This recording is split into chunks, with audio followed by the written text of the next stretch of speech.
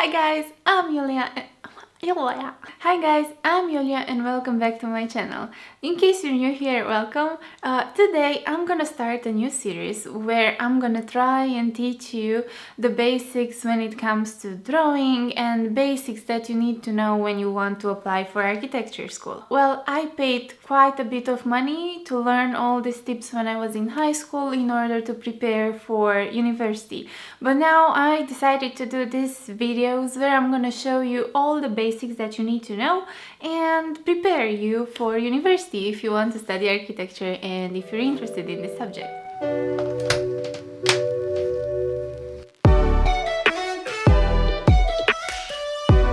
Today we'll start with the most basic one. This is the first lesson that someone taught me when I was preparing for university a few years ago. So this is the first lesson that I'm gonna try and teach you and share with you a few tips. This is going to be about improving your architectural drawing technique. I'm gonna share with you a few tips and tricks that you have to do quickly and easy, and hopefully by the end of this video you'll be a master and you will be able to draw like an architect. Okay, so let's get started and get into the video.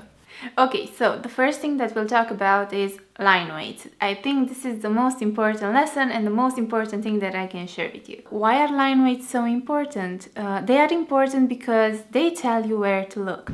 In order to understand line weights, we have to look at nature. What is closer to us is more clear. So basically when we're trying to draw it, we will use thicker lines. And what is further away is lighter, is more vague, and the eye can play and understand whatever it wants. In order to highlight this, we'll use thin lines, lighter lines on a piece of paper, because we don't want to be so precise.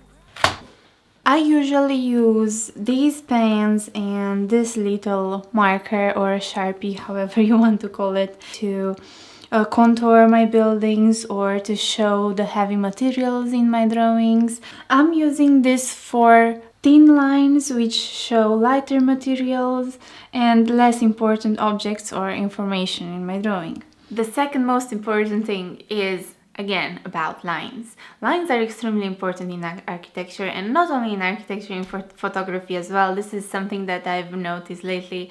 But it's a different story. Well, second one, lines. When you're drawing, when you're sketching, try to wave the lines a bit if you want to obtain this architectural look that architects use, and try to overlap the corners a bit when you're drawing. So that's a really cool tip.